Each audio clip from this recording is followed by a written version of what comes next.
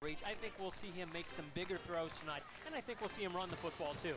Tiger defense rock solid last week.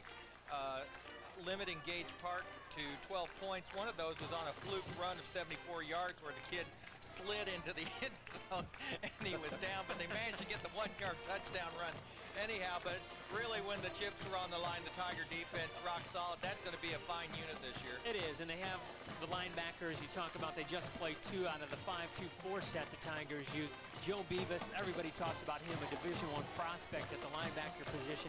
Then the newcomer, moved from nose guard last year, J.R. Ziegler, had a big day last Saturday. And special teams played an important part in last week's victory. Oh yeah, they run down that field and hit people, and this Edwardsville Tiger football team is an aggressive bunch, that's for sure. They fly around the field, and everybody gets a nose on the football. Tonight we're playing a team from the St. Louis Public High League, I think a little stronger than the Chicago Public School League. As you look across the field and look at these Naval Junior ROTC Commodores, they're big, they seem to have some athleticism. They have their running backs back last year, and they played us pretty well for a half. They did. I think it was like 14 points about halftime last year, and it'll be the first stiff test the Tigers do get of this 99 season. We don't really know what to expect from this Cleveland squad. They were 3-7 a year ago, lost to the Tigers eventually 34-7. Should be an interesting night of football. Ought to be fun. We'll be back after this break with the opening kickoff. This is Tiger Football on ECTV Channel 6, Edwardsville, Illinois.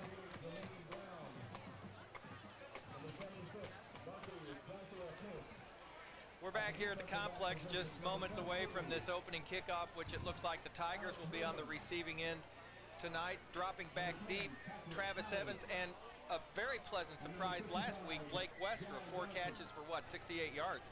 He's the new wide receiver that we've seen in the mix this year, and they've gone to him quite a bit. He showed good hands. I think as this year goes on, a pleasant surprise out of a wide receiver core last year that was so-so for the Tigers. 3 tackles on defense last week, too, for Wester.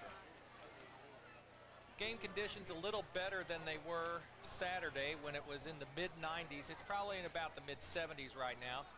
Pretty night for football. Football ought to be played on Friday night anyway. And the Tigers are ready to receive, and we'll see if they can pick up where they left off last week. John and Todd, it's a pleasure to be with you. This is what football is all about. Friday night football with a Key West type sunset, and we're ready to kick it off. Let's go to Key West after the game. Hey, that sounds good. Okay, they're ready. And this one is underway. The kick is a low line drive. It's fielded by the up back Beavis at 25, 30, 35, 40. He's plowed. Look at Mighty Joe. He gets to the 46-yard line of Edwardsville. So the Tigers again start with the short field, 1st and 10 from their own 46. Better get a big-time grasp on Joe Beavis because he has added some strength. He's 215 pounds this year, and whoa, he just blew over a couple Commodores. Absolutely, Todd, and he finishes off every run. Yeah, he does. He's a bull. 1st and 10 for the Tigers. They come out I formation. They have Wester flanked to the right and Coates flanked to the left. Matt Alaria, the snap, gives to Travis Evans off the right side. Evans is near the midfield stripe. We're going to call that a gain of 3 on the play. Well, 4. We'll make it. Yeah, it's at midfield, 4. 2nd and 6 for the Tigers. First run this year. A lot of times last year we always saw the fullback first run. This time with the tailback just fouled. The right tackle, Richard Sanders, went right off his back and picked up a couple yards. That offensive line's coming off the football and creating a new line of scrimmage up front. Here we go, 2nd and 6, Alaria. The snap gives to Evans, left side, got some room, picks his way across midfield. Crosses the Cleveland 45 down to about the 44, good for a Tiger first down. You know, we talked about the size really of this Cleveland squad. They're not that big really on the defensive side as what we saw in the pregame on the offensive line. Their tackles are pretty big on the defensive line, but other than that, real small. 1st and 10 for the Tigers from the Cleveland 43. Alaria checks the Commodore defense. Has the snap, fakes, no, gives to Mighty Joe. Look at him go, he's rumbling. Oh, he gets all the way down to the 25-yard line of the Cleveland Naval Junior ROTC. I got to come up with something better than that to call them. I'll be here all night. Commodores for another Tiger first down. Quite a rumble by Joe Beavis there. How about Cleveland? Cleveland, okay. Well, I'll tell you what, this Tiger offense with their option game, they freeze linebackers, freeze people up front, and a great faking on the corner there, holding the linebackers, and Beavis pops it through for a big gain. That little fullback trap, I think they run it better than any high school program in our area. Here we go, 1st and 10 from the Commodore 25. Alaria the snap. We have a flag on the play. That'll come back. Travis Evans was on the carry, but it's going to come back. It's going to go against the Tigers, I believe. And Coach Doherty early in the game setting the formation into the boundary from the hash mark on the short side of the field and exploring the adjustments of that Commodore defense. 5-yard penalty against the Tigers. You know, so far what we've seen here in the first quarter is pretty much the safeties, cornerbacks making all the tackles. Underwood, one of the players, along with Patrick Howard. You know you're going to have a good, successful night on the ground if that's who makes the tackles. Tigers stay with the I formation. Westra to the right, Coates to the left. Blitz is on. Alaria the keep. No, he gave to Beavis. And Beavis goes off the right side for a gain of about 5. Well, maybe more than 5. You know, that's a tricky combination with Alaria and Beavis. He does such a good job of hiding the football. You're never sure who has it, if he kept it himself or if the fullback has the ball. And the Commodore defense early on running some stunts, trying to stun into that run, and they're very active up front. 2nd and 10 for the Tigers, so it was a gain of 5 for Joe Beavis. Now it's Evans off the left side. Evans beats it out. So, oh, nice tackle out there. A saving tackle for the touchdown by number 28 of Cleveland. Levi Lawson on the play. And you're right, otherwise Evans was in the back of that end zone. That's a really neat play there where they give the ball to Travis. He kind of picks his way through the defense. You know, the first 3 or 4 lines or yards off the line of scrimmage, really, the Tigers are just pushing with that offensive line. First 3rd down situation, 3rd and 6. Alaria, play action, rolls. Wide open. Skizik on the reception. Skizik to the corner. It's complete. Tell you what, a great fake by Alaria, and then bootlegging out of there. And a big target in Aaron Skizik. Skizik coming up from the sophomore team last year. 6'2", 194-pound junior. Place kicker for the Tigers too, and you know what a great fake. We talked about it before on who had the ball, either Beavis or Alaria, and a great role, and the Tigers have used that in perfection a few years ago. We didn't see that much last year. No, but the first job the quarterback on that play is to sell the fake. That's right. That's right. You've got to freeze those linebackers, and you want to try to bring in that end, fall in on the fake, take your time as a quarterback, and then bootleg out and look for the open receiver. Do we have a flag on the play? I can't tell. There is a flag on the play. Flag on both teams. Okay. Well, they're moving the ball back now from the spot of the foul, it looks like. I think this is an all-Illinois officiating crew. I'm not sure. It's going to be a first down.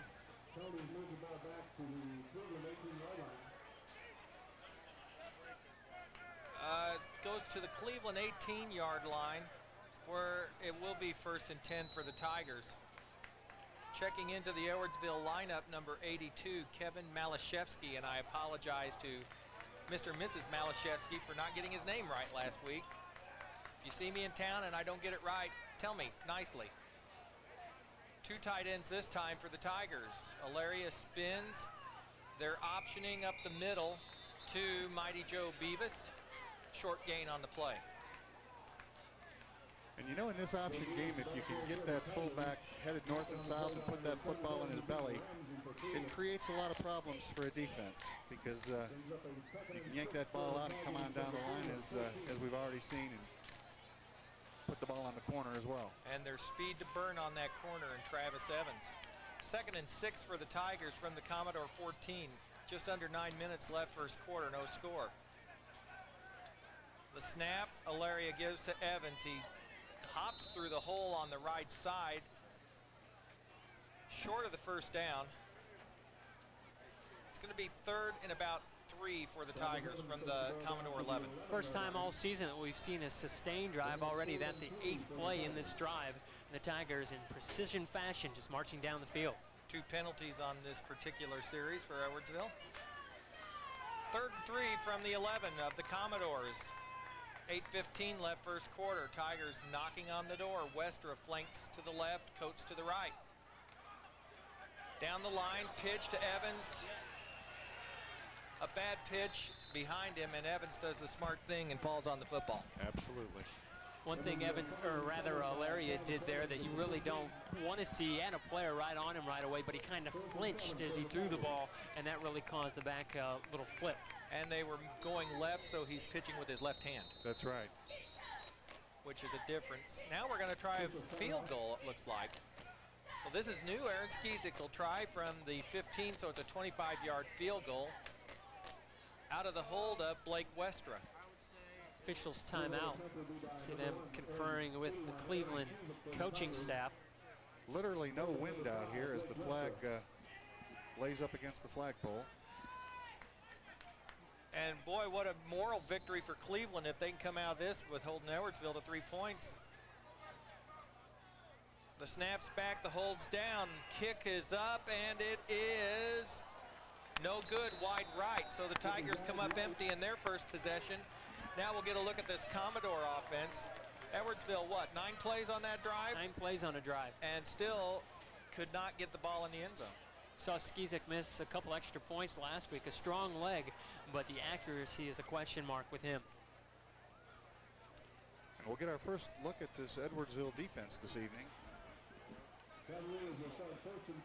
A very aggressive bunch, as JC noted earlier, and some we talked about last week, Todd, you and I, a big bunch up there. They've got some big fellas up on that defensive line. The quarterback for the Commodores is number 7, and I got to find my Commodore roster. Here it is. Got a lot of papers up here. Well, while we're looking for that, there's the first play from scrimmage. They go outside, and I believe no gain on the play. In fact, a loss of a yard makes it 2nd and 11. Eugene Brewer on the carry, number 12. I think they're going to flip-flop their tailbacks most of the night. I already see a substitute as Brewer went to the sideline. Dante Cooper, the quarterback for Cleveland. He's 5'8", 155-pound senior. 2nd and 11 for the Commodores. 7 minutes left first quarter, no score. Snap, rolling right. Pursued, and there's the toss, and it's a dead duck. And a flag on the play, but lots of pressure on the quarterback, I think by, I couldn't tell who was chasing. Was it 74? I believe Nick Tarpoff was there, number 75 for the Tigers. He plays out of that left end spot. A flag on the play. They're talking it over with Tiger captain Joe Beavis, so it looks like Cleveland will be assessed with their first penalty this evening. Todd, John, I'm amazed at the size of high school football players today. Oh, isn't it something? Even here at Edwardsville, 5 years ago, you wouldn't have seen a player really over 250 very often, but we see it more and more. Tony Clark is over 300 pounds. Tarpoff is right around 250. Richard Sanders is over that. 3rd and 11 for the Commodores from their own 19. Edwardsville in a 3-deep zone with a strong safety to the wide side of the field. Snap is back, they're throwing. Cooper looking, now he has to roll right, being chased. The pass is complete, but a flag on the play. On the catch, number 82 for Cleveland. Play took a long time developing as he rolled to the right, and really John Sones was a little bit slow in covering that under receiver, which was the tight end. And really not designed, I think, to be a rollout that time. Edwardsville defensive line is doing a good job of putting pressure on Cooper, making him have to run to his right when he doesn't want to. Penalty is against the Commodores. Is declined by the Tigers. That brings up 4th and 11 from the Commodore 23, and they'll punt it away for the first time tonight. Going back deep is the single safety is Blake Westra. He stands at about midfield. Now we have a whistle and a timeout, I think, taken by the Cleveland Commodores. It was interesting in that first series, our first possession of theirs, JC. They just didn't seem to get in sync offensively. No, they seem out of sync, John. And on their special teams here, they had a problem in getting the right people on the field to punt the football. So special teams being a third of the game, we'll see who wins the battle of special teams here this evening. Remember, this is their first game. The Tigers at least one under the belt. Kind of important at this point of the season, but we talked about it's going to be a stiffer test tonight, and they have shown some ability, at least here in their first few plays, that they can cause the Tigers a little bit of problems as long as they get some of those penalties out of the way. Well, let's throw a little controversy into, after all, this team is from Missouri. In my opinion, high school football reigns supreme on this side of the river. Well, no biased opinions here. The Commodores appear to have a few, they appear to have some athletes, and you know, the passing game sometimes can be the great neutralizer. It'll be interesting to see how the Commodores offense unfolds this evening. We're ready to go. Wester stands at his own 45. The punt is high and end over end fair caught by Westra at the Commodore 48. So again, the Tigers starting off with the short field, 1st and 10 from the Cleveland 48. And you know exactly where I'm going to go, John. I like that. Fair catch by Westra. The Tigers too often, I think, allow it to bounce, hit the ground, go about 10, 20 yards downfield. Westra, in traffic, made a nice catch. Absolutely. And a good decision. That's a part of that decision making that JC was talking about just a minute ago. A football player's got to be able to think on the field and make really quick decisions. Absolutely. Back in my coaching career, we used to tell our players, eliminate yourself as an opponent by making good choices. Then you can play the other team. Here's the first down play, but it's going nowhere as we have flags on the play. The game off to a bit of a ragged start with the penalties. And you don't really see that from the Tigers too often. Already with one game under their belt, a team that isn't penalized that much, and I think Tim Doherty and his staff are not going to be pleased with how this first quarter has progressed. That one goes against the Tigers, and it will move them back onto their own side of the field, where it'll be 1st and 15 from the Tiger 48-yard line.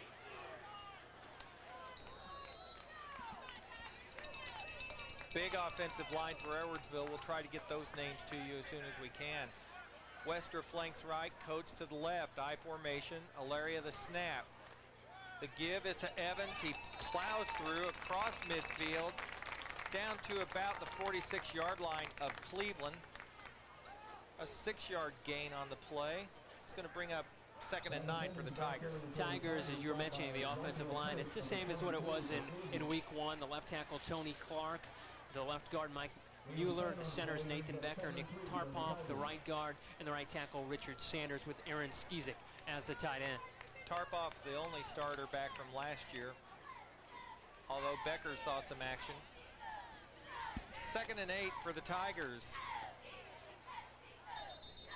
And we're going to get too much time out there called against Edwardsville, I think. Maybe not.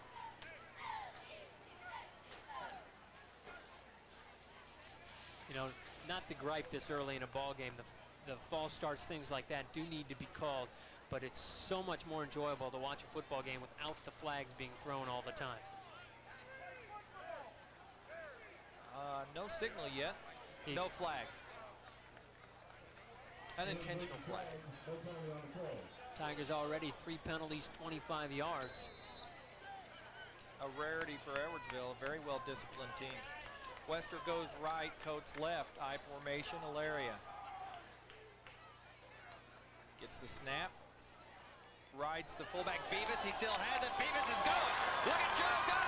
Joe's gonna be close, Nace. Brought down at about the 10 or 11-yard line of Cleveland, a 36-yard gain on the play for Joe Beavis. We already saw a portion of his game that's different from last year. The ability of his balance with his speed still in progress to switch directions, and what a great run. Well, I'll tell you what, he hits the hole with authority and with a forward body lean, and he's got those big legs that are just churning. He's a horse, I'll tell you. And tough to bring down. And the exchange between Alaria and Beavis perfect on the option play. Yes. 1st and goal for the Tigers from the Commodore 10. Commodores in man coverage. Evans right up the gut. Touchdown Tigers, Travis Evans. A 10-yard run up the gut. And Edwardsville takes the lead 6-0 on the run by Travis Evans.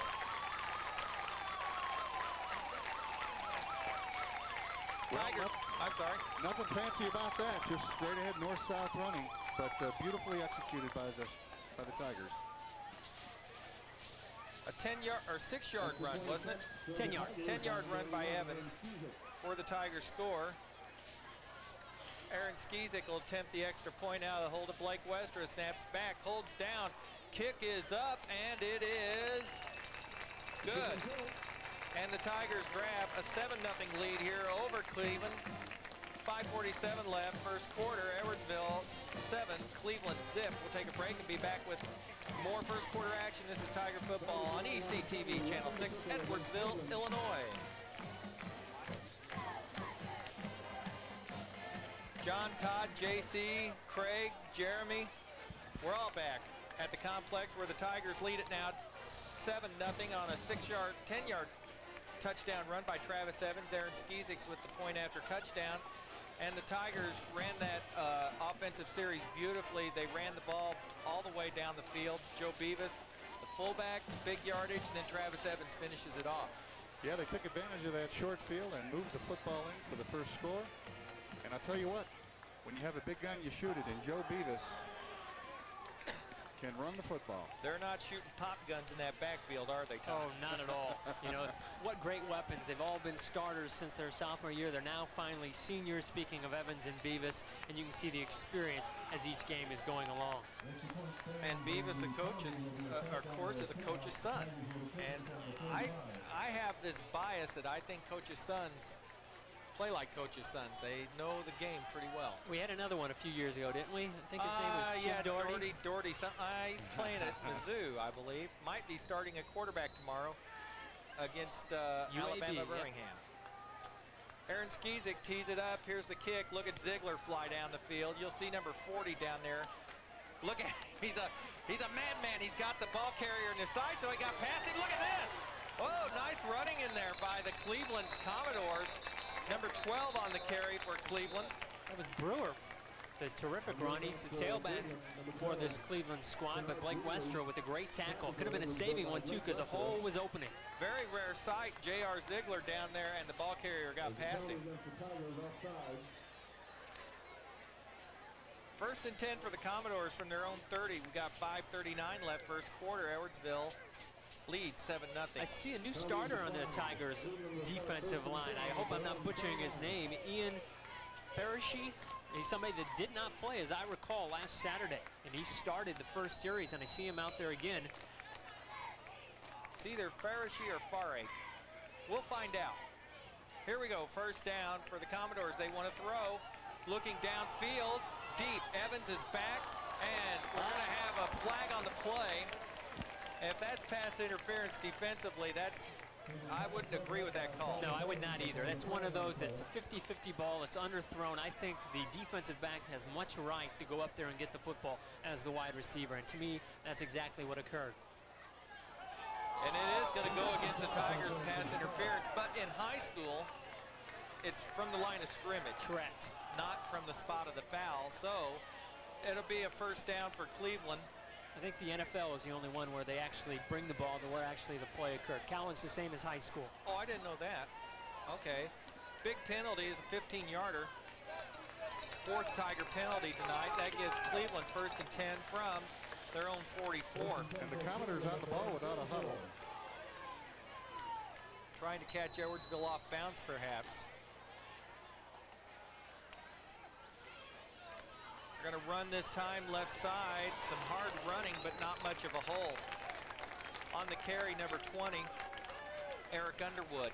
Right there, John Sones came right up from his cornerback position to make the stop. He was on the inside there, got ran over, but got the job done with the tackle. I think the Commodores, though, gave Edwardsville something to think about with that pass play because that receiver did get back there behind the secondary. Absolutely.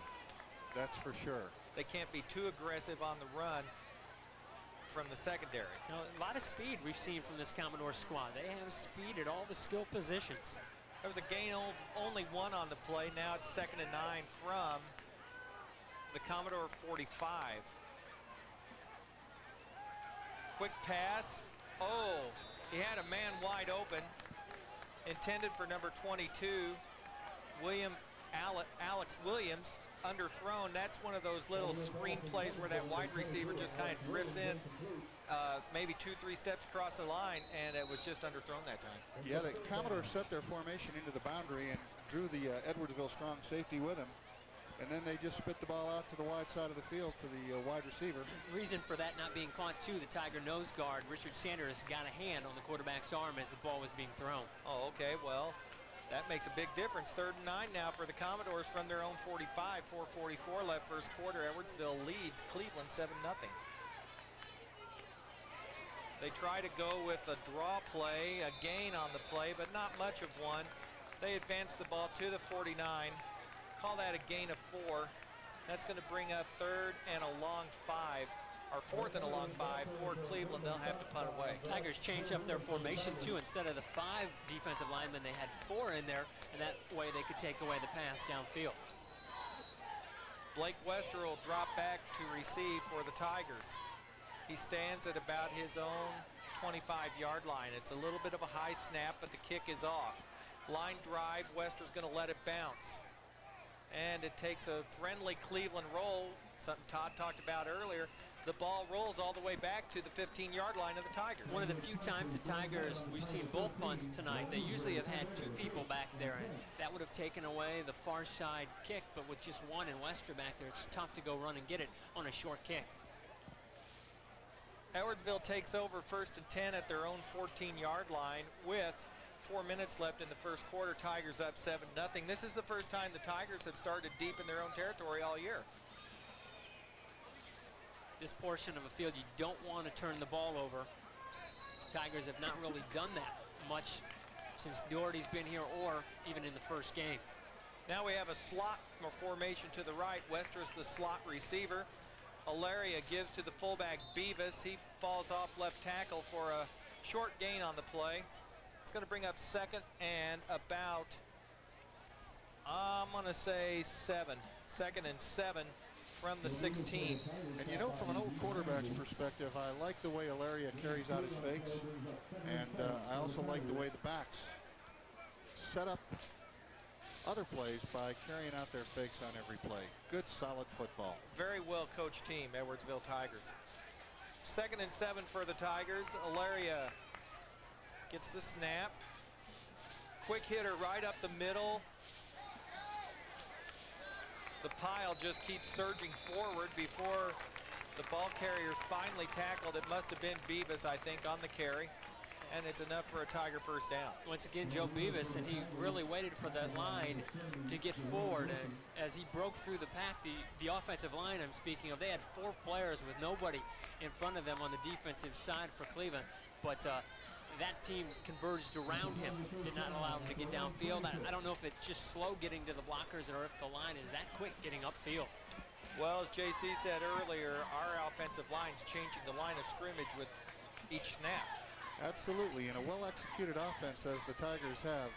They're creating that new line of scrimmage, and Beavis puts that ball north and south once again for good yardage.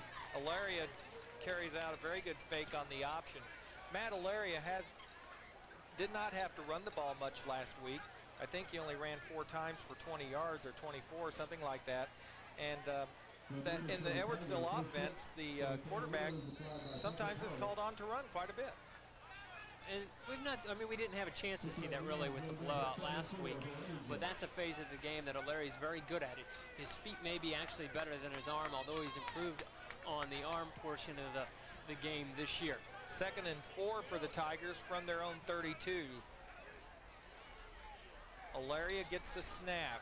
He gives to Evans on the draw. Evans has the first down. He gets near the 40-yard line. Gain of about 8 on that play. 1st and 10 for the Tigers from their own 40 as we approach the 2-minute mark in the first quarter. Edwardsville moving the ball the way they want to. Using the 2 workhorses in Evans and Beavis, and that's every team that's going to scout this squad. They get Granite City next week right here, first Southwestern Conference game. Hey, if you're scouting, you know right away who you have to stop. And there will be some pretty tired defenders on Saturday morning. Absolutely. Especially if we see more of the punishing runs that Beavis has shown us here tonight. 1st and 10 for the Tigers from their own 40. We're under 2 minutes now. Alaria gives to Beavis. Look at Mighty Joe go. Look at those feet. He picks his way through. He crosses midfield. Gets all the way down to the Commodore 43-yard line for another Tiger first down. The big guy shows some nice footwork there after he gets through the hole. That reminded me so much of a first running back taken in last year's draft, Edgar James for the Indianapolis Colts. Great at following the block. He uses the quick feet, waits for the blockers, and explodes through it. Did he go to junior college somewhere? No junior college. Went to Miami, Todd's favorite team, Miami. You know, this Tiger team just exudes poise and confidence coming off the football. They're a confident group. J.R. Ziegler in at fullback now for Edwardsville. And there's a new wideout in over here on the left side. Can't quite get the number 80. And they put the ball on the corner with the option. Look at Evans go. And Evans decides to take a piece of a defender before he goes out of bounds. Now, as they advance in levels, it's usually smarter for a running back to just kind of step out of bounds, save it for another day. But in high school, boy, you see these guys, they want to put a lick on somebody. Well, you like to see him finish it off, and I'll tell you, Matt Alaria ran that option to perfection, attacking the inside shoulder of the defensive end. The pitch face with the tailback was perfect. 4 and 4, 4 yards out, 4 yards back, and onto the corner they went. That was Jamie Hartley that was in at wide receiver on that last possession. Our last play. Now here's a new set. Tigers have a wingback on the left, Blake Westra. The give is to Ziegler. J.R. Ziegler, big yardage for the Tigers. Change of pace when you bring in J.R. Ziegler. He's more of a speed out of that fullback position. It's like a bowling ball out there, trying to tackle a bowling ball. You know, he's not afraid either. He's small at 5'9", and they list him at 5'9", 170 pounds. He looks smaller out here from our viewpoint, but, well, he's not afraid to go in at it either. And we've seen Joe Beavis. I don't know if he's cramping up or what exactly, exhaustion, but he's on the sideline on a knee. We'll keep an eye on that. 1st and 10 for the Tigers from their 12. The quarter is almost over. Will Edwardsville get it in? The gives to Ziggy, and he is short of from the goal line, but not by much. Now we get a stoppage on the clock. It's going to be 2nd and 3 for the Tigers from the 5. I tell you what, you got to take your hats off to the big people up front. They're just coming off the football and taking control of the game. And you know, you talked about that earlier in the quarter about the size of high school football players now. Back when I went to high school in the 70s, you had a 200-pound guy who was huge. And I mean, he usually was fat too. And you know, John, I played during that same era, and I don't remember anyone over 230 pounds. 230 was the huge guy. You had 150-pound guards, 160-pound tackles, and now you lift weights year round, and they're just going to get bigger and bigger. And a lot of the supplements out there that kids, I'm sure, use at this level, just like college and the pros, and it helps them get bigger quicker. Tigers are going to see if they can punch it in here from the 5. 2nd down and 3. Matt Alaria, the snap that gives to Evans. Touchdown Tigers, Travis Evans. 5-yard run, his 2nd touchdown of the quarter. And the Tigers' 2nd touchdown, and Edwardsville now leads 13-0. Tigers starting to assert themselves, as you guys were just mentioning a moment ago. Really starts all with the offensive line. Great, strong surge, and they're doing this against a good, solid opponent. I think Cleveland has a good defense, well-skilled, and they seem to be in the right places defensively. Well, that was a very disciplined drive down the field. I don't know, how many yards was that? That was a long one. 82. 87. 87 yards. Skizik's kick is blocked. So the PAT is no good, and the Tigers lead 14-0. We'll just stay here till the quarter. It's interesting, the thing about that special teams, that snap, hold, kick has got to occur in a very quick sequence. The Tigers, Aaron Skizik, his first year as a varsity kicker, he's a little slow getting the kickoff. Exactly, that's exactly what I was thinking. He's slow getting from the point where he starts to the holder and kicking the football. It's just a slow progression, and you got to get there quick. It's one of the things that I thought made Jim Doherty so good as a kicker. Had a decent leg. I think he still holds the extra point consecutive streak, too, in the state of Illinois. Very quick to the football, gets it up in the air, and usually right through the uprights. Well, you know, as a former holder, it's so important that that kicker is approaching the football simultaneous with the ball being snapped. And I think that that's something that they can shave seconds off their kicking game. Aaron Skizik will tee it up for the third time this quarter on a kickoff. You know, I see a couple cornerbacks on crutches for the Tigers, not in uniform here tonight. We already knew that Vernell Coates had broken his leg early in the preseason, was expected to be a starter at the cornerback position. Oh, I see Darwin Scott, who played a lot in the secondary last week, on crutches here today. An injury that I'm not aware of. Looks like a knee, though. Tigers, though, one luxury they have is depth. There's a lot of football players out there. An interesting formation they're kicking off from, with most of the players to the wide side of the field and just two back into the boundary. Here's the kick. Leading the charge is J.R. Ziegler. It's loose back there. Picked up. Nice move there. I'll tell you what, this Cleveland team does have some athleticism. He made something out of nothing there because he was trapped back there, but he managed to shake that first tackle and move forward. I think that's a really hard portion of a football game, really, to coach and to make it look good all the time as special teams. You know, the Tigers, year in and year out, they have a good, decent, average special teams. They give up some long runs. Special teams win championships. And it really, unfortunately, at the high school level, it's something that's not, a lot of time is not spent on it. No, exactly. 6 seconds left first quarter. This will be the last play. Left side, look at that. A run for close to a first down by Underwood. Ends the quarter. We've played one at the end of a quarter. Edwardsville 13, Cleveland 0. We'll take a break and be back with the second quarter play-by-play. This is Tiger Football on ECTV, Channel 6, Edwardsville, Illinois.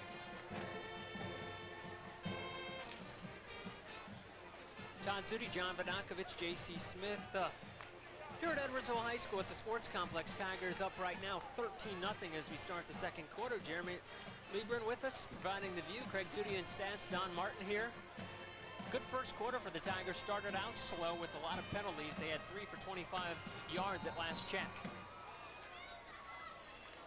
Cleveland shows glimpses, I think, of being a fairly decent offensive football team. They just haven't been able to put anything together. They started out I formation. Wide receiver split to the right side. Cooper gives it off to Brewer, coming near side, and he's going to be gang tackled. He got through a couple. He's going to pick up about 1 or 2 yards on that carry, but that's what you want. Good gang tackling by the Tigers. Everybody runs to the football. As opposed to Cleveland, Edwardsville keeps the line of scrimmage. They maintain the line of scrimmage. They're stringing everything out to the outside, and the blockers are not able to push them back. They neutralize the blockers, and they throw the guy off and make the tackle. So it's 2nd and 9 at their own 36-yard line. It's good skill players, athletes here for this Commander squad. And controlling that line of scrimmage is so often a question of leverage. Who can play lower? Typically on the offensive line or defensive line, if you stand up, you're going to be put on roller skates and move backwards. I formation, wide out split to each side. Cooper going to keep it right up the middle. Linebacker got there after about a yard gain. Perfect example there of what you were talking about, JC. Richard Sanders, big defensive tackle for Edwardsville, got penetration in there, was almost on Cooper's back. He didn't have any kind of chance to option or anything. Well, we'll see here if it's 3 and out again now for the 3rd time here for this squad. Lots of people think football is just a bunch of guys running into each other, but it's very well thought out running into each other. It's a very thoughtful, cerebral game, and those coaches that understand that and that can put their players in positions to be successful are the teams that are successful. So Cooper picked up 2. It's 3rd and 7 here with 11 minutes in the first half. Tigers up 13-0.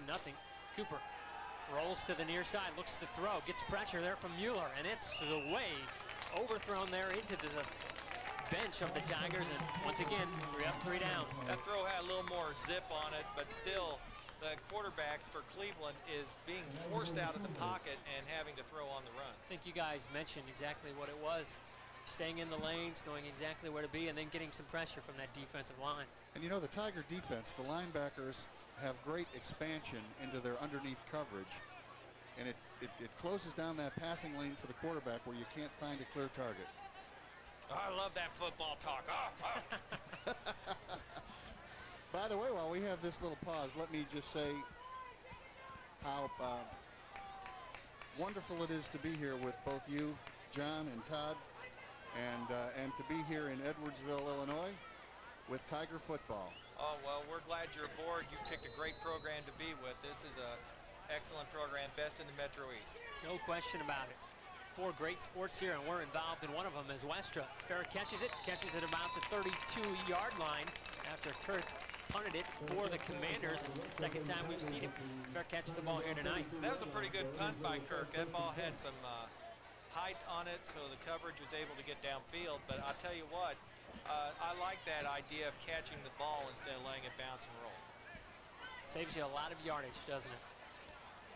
Punt about 35 yards, something like that. Went from the 36 to the 32. My adding not so good here tonight. We'll remind everybody, my adding's not good any night. We'll remind everybody that we are at home next Friday, First Southwestern Conference game, Granite City Warriors, game time 7:30. 3 weeks, East St. Louis, right here. Should be some good Southwestern Conference football. I formation, Ziegler still with the fullback as Alaria rolls it. He finds the fullback for the Tigers, Ziegler. He's got the first down, he's across the 45, nearing the midfield. It's a little jump-off play we've not seen, the throw to the fullback. Good hands by Ziggy on the catch. And I'll tell you what, strategically throwing on first down as they did will create chaos for the Commodores. Against the running team, how important is converting that first down throw? Absolutely, that fullback attacked the end and slipped out into the flat. And great first down play. Nice touch by Matt Alaria. Didn't throw it too hard, just throw it where the guy can catch it. Much improved at getting his feet set throwing and even being able to throw on the run like he did right there. So it's 1st and 10. The Tigers at their own 47. Wide receivers to each side. Straight handoff to Travis Evans. Gets about 1. It's about all there. Evans tried a little second effort on that play, and fortunately he came out okay, but sometimes when those guys get those legs extended like that, bad things can happen. You know, something that I see different here, the Tigers that may wear on Matt Alaria, the quarterback. He's running back and forth from the sideline, getting in the plays. The Tigers usually have a third receiver whose responsibility that is. I wonder if that really, in the 4th quarter, affects Alaria, since we've not seen him play more than about a half this year. The Tigers in that wing formation. Straight handoff to Ziegler. Ziegler not going to get very far, just at about the 50 shy of it.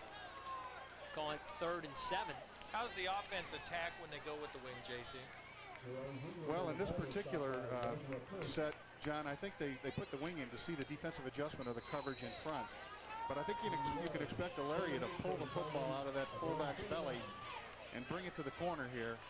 When they start jumping on that fullback and caving in on him like they're doing, you've now set up that outside option perfectly. So a throwing down here as Alaria drops back with some pressure. Tries to get away from the defensive lineman, throws it downfield over the head of Blake Westra. I think somebody missed a block there because Matt Alaria was in trouble almost from the get-go. McGrant came right in. He's a tight end on the offensive side, plays defensive line, and you're right, nobody picked him up. Good strength by Alaria, to his credit, to be able to shake off that tackler and unload that football. And that was a nice throw. He can throw the ball downfield. He can. He really can. His arm strength much improved from a season ago. So the Tigers forced to punt. First punt of the year. From their own 49, should get a chance to pin the Commodores, or Commanders rather, deep in their territory. Esquiza gets it off. It's going to hit at about the 24-yard line and take a kind Tiger roll. It hits off Brewer. Now he's going to have to run. He gets by a couple of nice spin moves at the 10, and he gets to about the 14. Boy, that was a spinnerooski, wasn't it? Wow. Hey, this kid's got quick feet.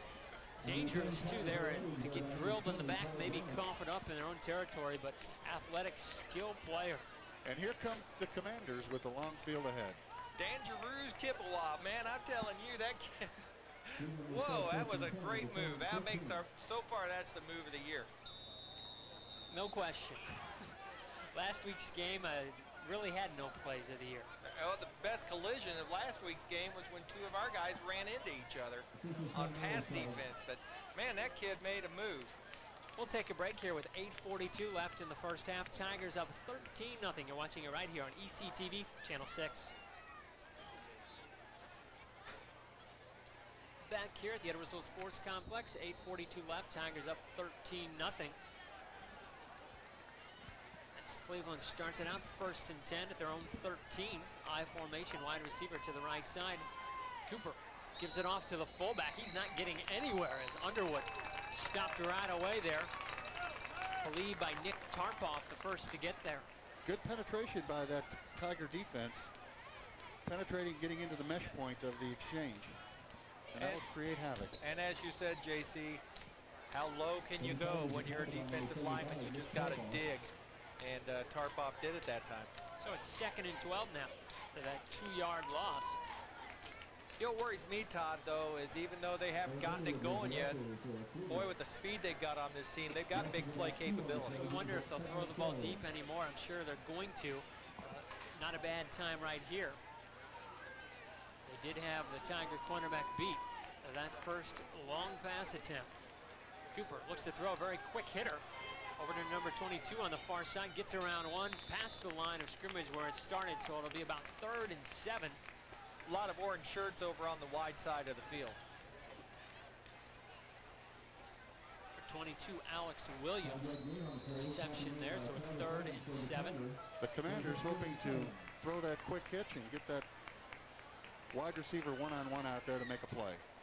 That's what you want when you have skilled players, a chance to get the ball to an athlete that can go one-on-one with the defender. The unfortunate thing about it, though, is if the defender's out there and makes a play, you're not going anywhere. So they have Williams split to the near side, Greenlee to the far side, I formation, throwing down at 3rd and 7. Cooper looks to make something out of nothing, scrambles now to the far side, gets pressure from Tarpoff, gets away, throws downfield, has a receiver open, the dive. Did he catch that? And it looks like he did catch it. Nope. No. Must have hit the ground. The back judge there behind the play. So it's going to be 4th and 7 now. Again, excellent penetration and pressure by the Tiger defensive line. You know, that's last year when we saw him in the playoffs play against Naperville Central. That's a play there with a lot of room that they completed all night long, and against a good team, a good throwing team. That's something the Tigers are going to have to shut down. Will the Tigers try to block the punt, or will they set up a return? I expect maybe them to go for it here. They bring a bunch. That's blocked as JC called it. It's in the air. The Tigers have a chance to scoop it up, and they will, inside the 10-yard line. JC, the prognosticator Smith. Let's give Coach Doherty all the credit and his special teams coach. That was a perfect time. And that was a middle block. Middle block. Everybody just, a lot of people think when you block a kick, you've got to come in off of a corner and get the angle. That time they just bull rushed right up the middle and outmanned them. You play a couple over one blocker, boy, you get a good chances up the middle. The block, and the Tigers are one of the best here in the area at blocking punts. Last year in the Collinsville game, biggest game of the year, we won because a kid blocked an extra point with his helmet. That's it, Richard Sanders, number 74, still out there. I formation, we've not seen Joe Beavis for quite a while. Straight handoff, Travis Evans up the middle, close to the end zone. It looks like he's going to be short. Did Beavis play in that last series? No, Beavis has not played. I do not know if he played defense or not. I do not remember him out there. That's what I was wondering, if he was on defense. I think you're right. I don't think he was. Darrell Luster going to check into the game. You know, John and Todd, the old quarterback in me has been keeping track of the defenses, and these Commanders are lining up in 8, 9-man fronts. They're playing man coverage. They're doing everything under the moon to stop that Tiger running game, but to no avail. Tigers have 3 running backs in the backfield. Luster, one of those, along with Ziegler and Evans. Evans gets it. He steps through one right up the middle. Going to be 3rd and goal here. It's been a total eclipse of the moon because that Tiger offensive line, they're like a bunch of road graders out there now. I'm telling you, they're cutting a new hole out there. So it's 5:44 left here in the first half. Tigers up 13-0 and pounding on the door. 3rd and 2 at the 2-yard line. And the credit for that offensive line goes to Stan Wojcik. He works with that group every day, and I'll tell you what, he's like a drill sergeant out there, but he sure gets the results, and those guys would run through a brick wall for Stan. He's tough, but is there a better offensive line coach in the area? I'd be surprised as the Tigers decide to take a timeout. Tim Doherty wants to talk things over with his squad. Well, I'll tell you, it's toughness on the goal line that puts the ball in the end zone, and you can expect the Tigers to line up and knock them out of there. Nothing fancy down here. Now, how many times do you hear, guys, coaches in the NFL talk about how much more successful and more games they win if they can, in short yardage situations, move the chains, score some touchdowns out of that, and pound you with tough inside football? I'll tell you what, I don't care what they say in high school football, running's the name of the game. It's fun to watch a passing team, and in the playoffs, you got to be able to pass, but I tell you, it comes down to that one-on-one, that old Oklahoma drill. You got a lineman, you got a lineman on the other side, and a running back, and a short space to go through. How many times in the college level do you see a team like Florida with great athletes that throw the ball that don't win national championships, and you see your Nebraskas and your Notre Dames that do? So Joe Beavis now in the backfield along with Ziegler and Evans here on 3rd down. That's a power eye with 2 tight ends. Here they come. A fumble on the play. It looks like Alaria may have scooped it up. I think the Tigers are going to be in 4-down territory anyway. That definitely was a power formation with Beavis and Ziegler in the backfield. And as JC said, the 2 tight ends. There's nothing fancy there. They're probably trying to run off of the guard or between the guard and the tackle and try to punch it in from here. See your Nebraska's in this formation a lot, as we were just talking about college football. A lot of success as Ziegler now is a wingback on the right side. Just straight ahead, Matt Alaria. We'll see where they spot it here. It's a touchdown, Matt Alaria. 2-yard score on 4th down. The Tigers now up 19-0. Think they'll probably go for 2 in this situation. Chance to make it a 3-touchdown lead. 4:43 left here in the first half. Richard Sanders, number 74, leading Alaria through there. And that's such a big line to be behind. All he has to do is find a little crevice in there and fall into it.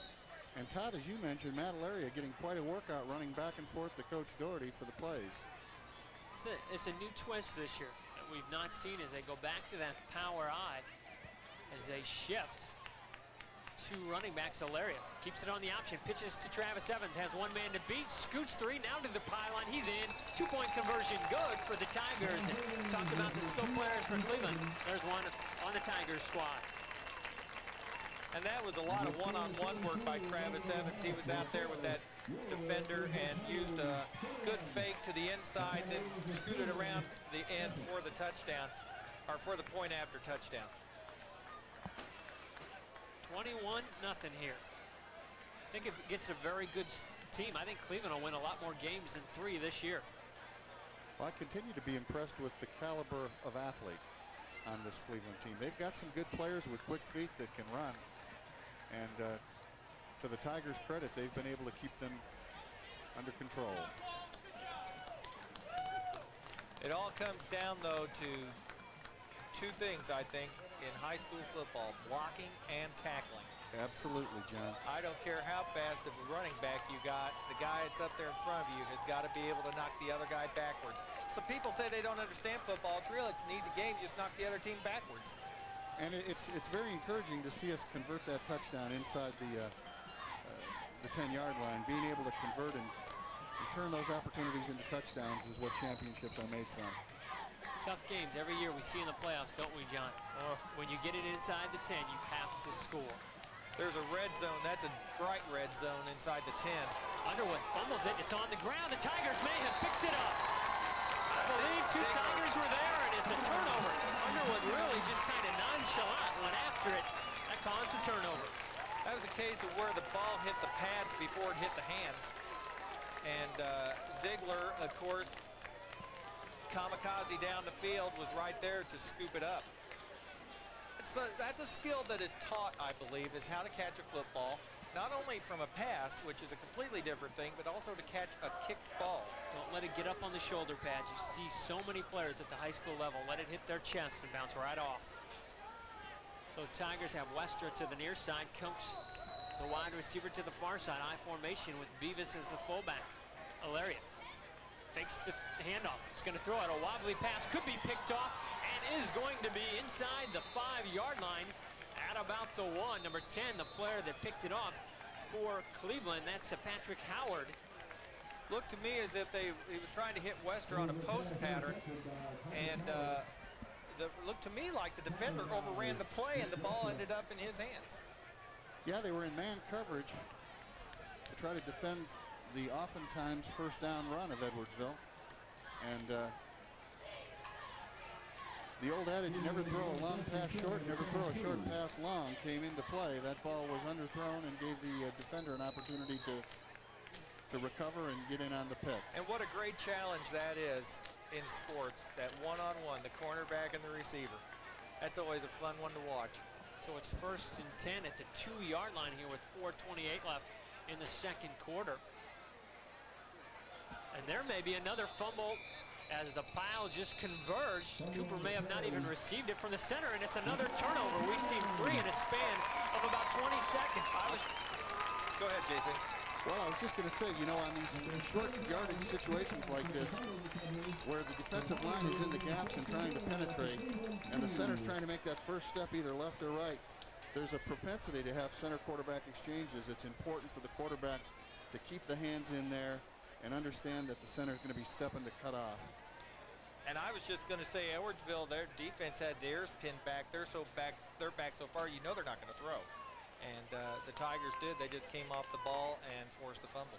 How demoralizing will this be if the Tigers punch in another score right before the half? And that way we would see really how Cleveland would actually respond in the second half.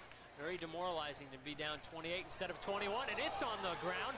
And maybe another turnover as Alaria never picked it up from the center, Nathan Becker. I think we got it back, but just barely. Alaria was there, Evans was there. I think it may have been number 21, Travis Evans, that recovered it. That's an interesting point that you just brought up, JC, about the quarterback has to stay in there with the hands long enough to get the ball before he makes his move right, left, or whatever.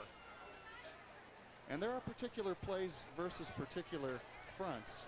If you've got defensive linemen in the gaps and you've got the center that has to move quickly to cut that gap defender off, the potential is much higher for a fumble. Both center and quarterback need to understand that.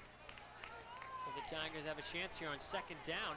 Beavis got it up the middle. A surge forward. Look at that. He just bowled over the entire middle of that defensive line for the score from 5 yards out. The Tigers up now 27-0. All I got to say about that is, Strong run there. As John said it in a different way, Joe Beavis has added that strength this year up to 215 pounds. And I think last year we always talked about his balance. Well, he's a strong, balanced runner this year. I mean, guys hit him and they just bounce off. It takes more than one to tackle him, that's for sure. As Skizik takes a long time getting there, that's blocked once again. That's the second of the night that's been blocked. So it's going to stay at 27-0. Same adage can be said there. Take too long to get to the holder and bad things going to happen. They have got to get that play. They're going to have to work on that some more because that play is taking too long to develop. But Beavis is everything you want in a high school fullback.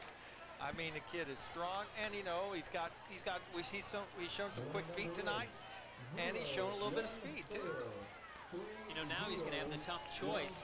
Is he going to play running back or linebacker in college? Because I think he can do both at the collegiate level. Well, I'm impressed with this entire Tiger offense. That's where it starts, I think, here in Edwardsville. Their offense, year in, year out, scores a bunch of points. And it's always been a fullback-oriented offense. One of the great Tiger fullbacks, Colin Gardner. What a great player he was. And just awesome. What a great junior, senior year. that game against East St. Louis in the playoffs his junior year. What a great night he had there as the Tigers kick it off. Believe that's Brewer that's trying to fight against the main force of the Tiger front. John Sones was there. Now that was interesting that time. Brewer, I thought if he would have kept going north and south, might have made a little more out of that play, but he decided to try to kick it outside. I thought the Tigers were just a tad slow getting down the field on that kickoff. Yeah, they didn't look quite as quick as they normally do. The Commanders setting up a wedge return right up the middle, and that back's got to hit that hole at 100 miles an hour. Looks like he slowed down to try to pick his way. How many times you see a skill athlete not want to get hit and not go through a hole hard? Well, football's a hitting game, and if you don't want to get hit, you're playing the wrong sport. Doesn't matter how quick you are, you're going to get hit at times, and you better get used to it. Some call it a contact sport, some call it a collision sport. Either way, you better strap up the chin strap and be ready to play. As Coach D has said in practice many times, take a blow and give a blow. Cleveland has it at their own 30-yard line here. 1st and 10, 3:24 left as Cooper looks to throw, has a receiver open, but it's picked off right over the middle. Miscommunication. That's Blake Westra. He has it at the 35, cuts back at about the 30. Gets caught from behind, makes it across the 25, close to the 20 on the pickoff. Miscommunication. Wide receiver went outside to throw inside. You don't want to do that. And classic free safety play by Blake Westra, playing center field back there. He's looking at the quarterback's eyes. The miscommunication that you talked about, Todd, the ball comes right to him, and he makes a nice run with it once he gets it. 3 straight turnovers now by the Commanders. And here come the Tigers on the prowl. A lot of time left to score some more points. That Westra kid's been a nice pickup. Oh, I like it. We've been told, not confirmed, that he is a transfer student. It's a senior. You're right. Great addition. The Tigers in a wing eye to the wide side of the field. So Lariat gives the pitch to Evans. We've seen that a lot tonight. He's close to the first down at the 10. He looks to score, and he will from 23 yards out. Travis Evans at exactly the 3-minute mark here in the second quarter. And right now it's 33-0. Outstanding offensive line play, good execution by the quarterback. And I'll tell you, we've got wideouts down the field that are blocking, stock blocking, a complete team effort. And the thing that impressed me about that play, and impresses me generally about Matt Alaria, he does not hesitate in making a decision on the option. That offense is based on the quickness of the quarterback's decision. You find a guy that hesitates out there, he's going to get creamed. A couple years ago, the Tigers were strictly that option type team, and I think now, as we saw in the first quarter, mainly going right up the middle, that's opened up everything outside as the Tigers will look to go for 2. 3 backs in the backfield. Hilarious going to throw, gets pressure, jumps in the air, has a receiver open. That's Aaron Skizik for 2. Wide open, 35-0. Alaria, very small at 5'9", did enough there to jump and throw it over the defensive line. Tigers flooded the right side that time, and the tight end Skizik just took a few steps across the line and went to the back of the end zone. Like I said earlier, he's such a big target. Alaria has lots to look at when he throws. Could have thrown to a couple different players that were out there. All Tigers in the back of that end zone. And Alaria had a defender in his face when he threw that football, but he maintained his poise and delivered the ball on target. I'm impressed with the field generalship of Matt Alaria. He does the little things and makes good choices. He comes from a football family too. His brother Mark was the starting quarterback here. His dad Vince was a great player here. And Matt is a point guard on the basketball team, so he knows about making decisions. And he really has stepped up and accepted that mantle of leadership on the team this year. Been back-to-back Alarias, hasn't it? The last quarterback was his brother Mark, and this is the second year for Matt Alaria. And Joseph is on the way up. It'll be a little while, though. So for a while, 13-0 looked like we could have a close second half. Now it's 35-0. Big surprise at 15. Brewer caught it. Gets across the 30-yard line, and that's about it. A little more shaken than bacon that time. He was trying to put some moves on back there, but all he ran into was a wall of orange. The good thing about this is we're going to get that continuous clock in the second half. And Illinois away with that mercy rule, knockout rule, whatever you call it. That really does, that helps everybody, I think. You know, a story of the game, just been told 33 plays for the Tigers here in the first half, 14. This will be the 15th for Cleveland. They've always been 3 and out, haven't they? I think they had 1 first down. 1 first down. And they've crossed midfield once. It's been it.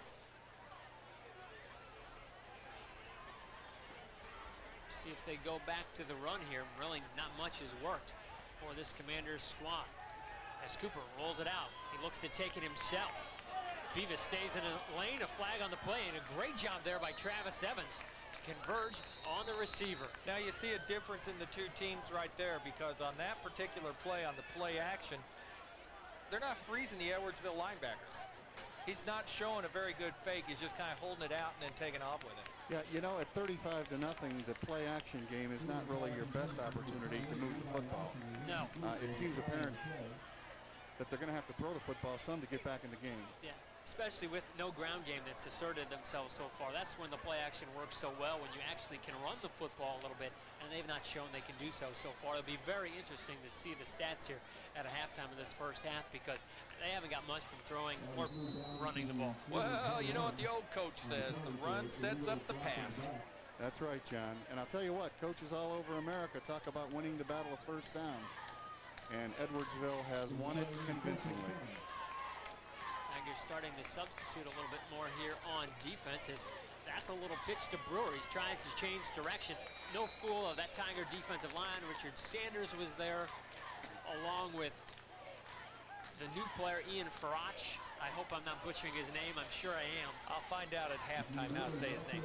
I'll tell you what, next week we have Grand City here and First Southwestern Conference game, and I think that's a team that's going to be a dark horse this year, those Grand City Warriors. They're always tough on defense. Oh, great defensive school there. And last year their underclass team was undefeated, and they just pummeled us at the sophomore level. They lost last week 7-0 to Cahokia, a team that was expected to have a good offense. So we know about that defense. And they have a good quarterback in Zach May, who's been around for quite a while, who's finally a senior. Flags on the play. Tonight, the Warriors are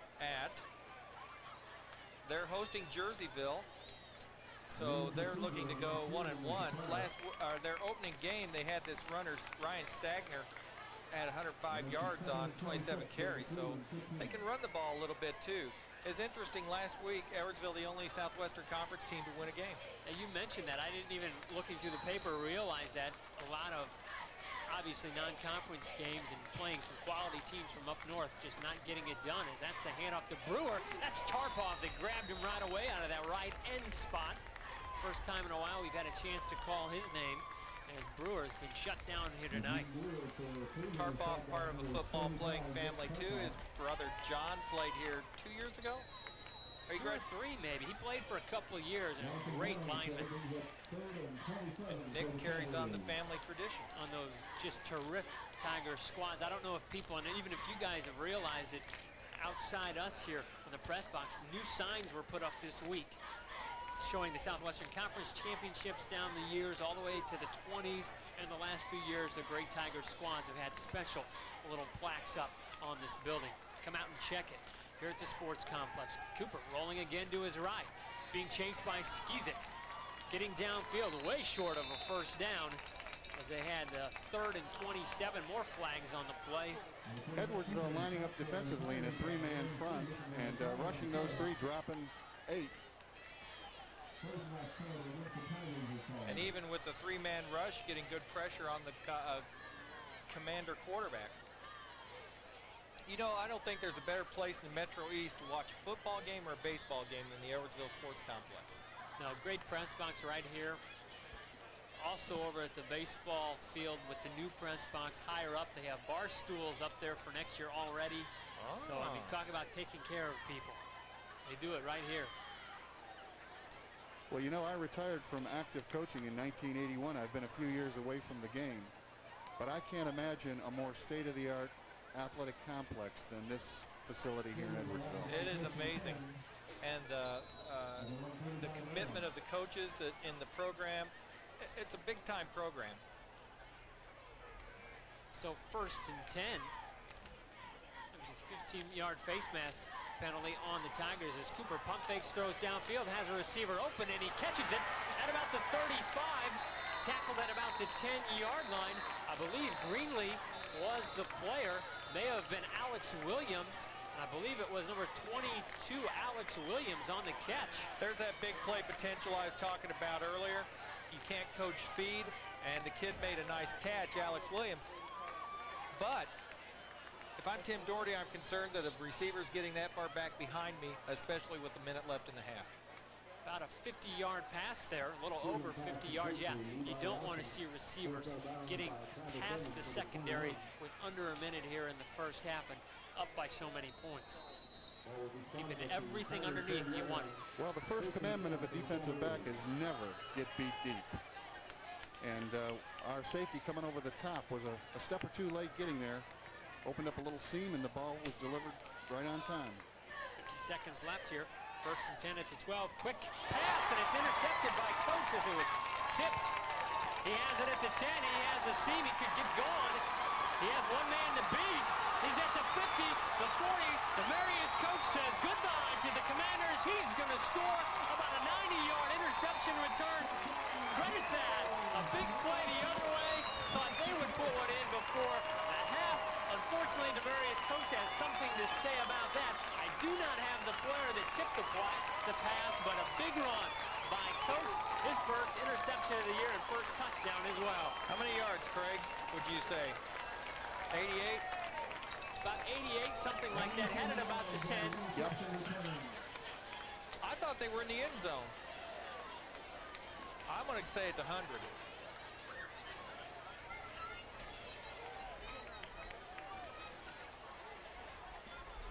I think it's going to be amazing as the weeks progress to see how this Cleveland squad does against some of the St. Louis schools after this big victory the Tigers are going to put on them today. They're a decent squad. They just need to get some more organization on that offensive side. As Skizek a lot more time, no rush there, kicks it right through 42-0 with 31 seconds left here in this first half.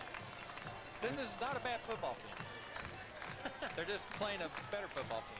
Demarius Coach showing his playmaking ability and speed down the sideline. Another starter from a year ago in the Tigers secondary. Coach Doherty often likes to talk about self-made players in this program, and they're kids that don't get to play a lot when they're sophomores or juniors, but they get their chance when they're seniors. They do their work in practice. They do their work off season. They do the weightlifting and stuff. They make themselves into football players. Demarius Coates a perfect example of that.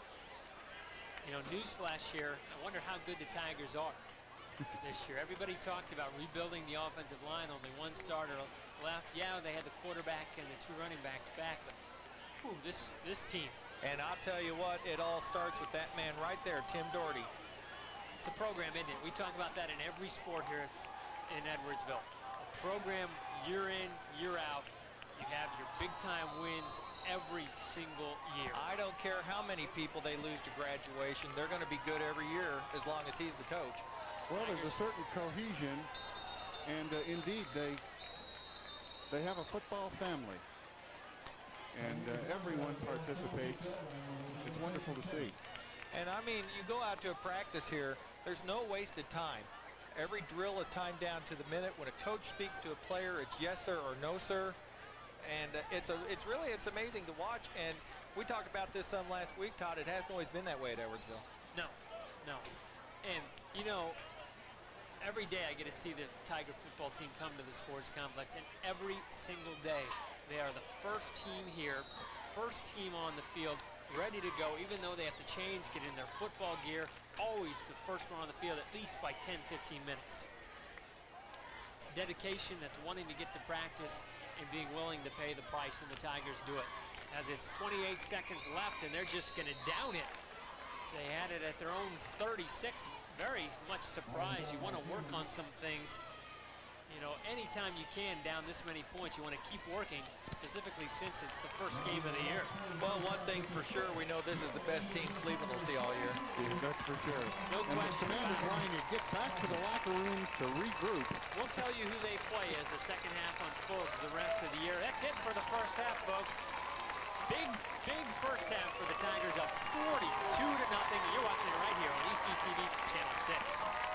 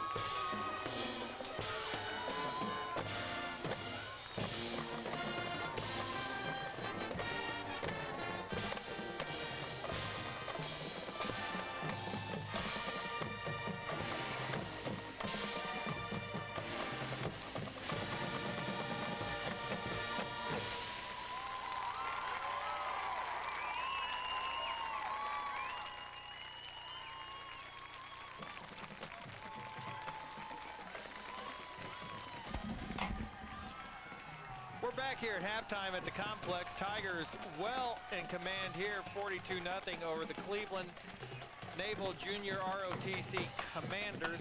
Edwardsville got on the board in the first quarter at 5:47, a 10-yard run by Travis Evans. Aaron Skizik adds the extra point, 7-0 Tigers. Then with 15 seconds left in the first quarter, Evans' second touchdown tonight, 5-yard run. Skizik kicks, 14-zip. Second quarter, Matt Alaria sneaks it in from 2.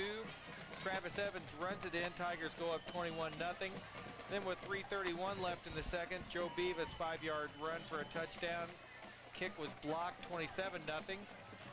31 seconds later, Travis Evans, a 23-yard run. The pass was good to Aaron Skizik, and the Tigers lead 35-0. Then the most exciting play of the game, Demarius Coates, a 100-yard return of an interception with 31 seconds left in the half. Skizik adds the kick, and the Tigers lead it here 42-0 as we begin the second half. And if you're new to Illinois high school football or haven't kept up with all of the rule changes, the clock will run continuously in the second half as long as the Tigers maintain a 35-point lead. Hey, we want some stats here? Yeah. Okay. It takes a long time to do all the scoring, for goodness sakes. 42, yeah, I would have to agree with that. 77 total yards for Cleveland. They have 57 on the pass, and I think probably most of that came on that one play. 53 yards, obviously, only 4 the rest of the way. 20 rush, 77 yards. Not very much considering that a year ago, just 132 total yards for the game. Tigers 248 total yards, 33 through the air, 215 on the ground. 14 carries for Travis Evans, 95 yards, 9 for Joe Beavis, 104 already. Ziegler with 19 on 3 carries. And then Matt Alaria has thrown for 33 yards. Well, JC, let's draw on your old coaching experience. What do you do in a game like this? You're up 42 points. You know you're going to win. What kind of things can we look for in the second half, do you think?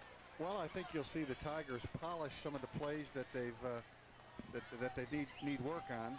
I think you'll see a lot of the backup players get into the game and have a chance to get some valuable game experience under the lights here at Ralph Cordy Stadium. And that'll benefit the Tigers down the road when they get into tough situations. In tough games, they'll have players that have stepped down the field and experienced exactly what it's like to play in a high school football game under the lights. I thought that was interesting in the paper this week. Tim Doherty, the one thing he did say is we found some people who can be backups coming out of that Gage Park game. And like you just said, they're getting some chance now to get some varsity action. And there's some players now who have a chance to prove themselves. Yeah, depth, such a big factor, I think, in any sport, and in football maybe more important than any other. You're always going to have injuries that come in, but even if you don't have injuries that come in, boy, you can wear and tear if you just play one player the entire game just on defense. But here at the high school level, you play them both ways a lot of times like the Tigers do. That extra depth is huge. They're 17 years old. They can play all night. I get tired just walking up the steps here to the press box. You know, I've seen it. You see me get tired? Yes. Yeah, I know you have. Well, and you know opponents chart tendencies, and to the best of my recollection, the Tigers have thrown the football a couple of times on first down. And that's a good thing to create some balance in the offense. You know Granite City's here scouting this game too, the Tigers' next opponent. Well, they've gotten an eyeful the last 2 weeks because they were here last week because we played on Saturday. They'll have lots to prepare for this week. Well, you know, this is the second Tiger football game that I've seen. I've been in Ralph Cordy Stadium twice now, and I'm almost convinced that they're playing basketball. Almost 100 points scored now. I know, point a minute. There's the kick by Skizik. We're underway here in the second half. Return set up to the right. Now there's some big playability. That could go all the way. Saving tackle down there by Blake Westra. But again, quickness and speed. And Naval Junior ROTC, the Commodores, get off to a great start here. Eugene Brewer on that return for Cleveland. You know, Matt Townsend also on the tackle with Westra, and we've seen him playing at the running back position. A lot of speed also, number 34 out there as those two converged on the tackle. I think the key to success in this Tiger program is that it's a whole program. I'll say more after this play here. Now we have a new formation. We have a split backfield for the Commodores. They go to the second man, and he goes down immediately. A short gain, if any, on the play will bring up second, and we'll call it no gain, 2nd and 10. You know, I see J.R. Ziegler does not have his pads on anymore, standing by some of the coaches, so we're not going to see him in this second half. Hopefully not an injury. Plays a linebacker, also subs in at the fullback position. Well, and look how little he looks without his pads. Looks real tiny. They list him at, what is it, 5'9" and 170? Are you kidding me? The Commanders stay in that split backfield. I don't understand the play selection right now. When you're getting pounded like this, running it up the middle doesn't make sense to me. No. But and they've gone with Eugene Brewer this entire game, and they've gone to the well so many times. He had like about 6 carries for 10 yards in the first half, something like that, and really did not work very much. He had 12 yards on 1 carry and then minus about the entire rest of the way. what I was trying to say about earlier, though, is the Tigers develop players from the very beginning in this program. The freshman team plays the same offense as the varsity, and they come up, and each year they improve some, and they're ready to step in when they get to this level. Bootlegging right, the quarterback's in a hurry, throws incomplete. And you know, that consistency in the development of athletes in the football program, John, so very important. So many of the values that football and athletics in general bring forward are values that last far beyond a high school athlete's playing days. And I'm extremely impressed with the Tiger football staff and their nurturing of players. And the same thing can be said of the basketball program here and the baseball program. Todd was a member of the state championship team here at Edwardsville in 96? 90. 90. Well, you're older than I thought you were. Yes. In 1990, and I'm sure that many of the relationships you formed on that team with coaches and players have been kept up through the years. Oh yeah, and you know that every sport you play, and no question that always comes into a factor, and you know, you get along with your players. Team camaraderie is so big, and I think that helps out in your success all the time. Now, some schools like to go with a star system, where they have a star player, and that the offense or whatever revolves around that player. Certainly not the case at Edwardsville, though they've had their share of stars. It really is a team game here at Edwardsville, and every one of those 11 guys has a valuable role to play on the field.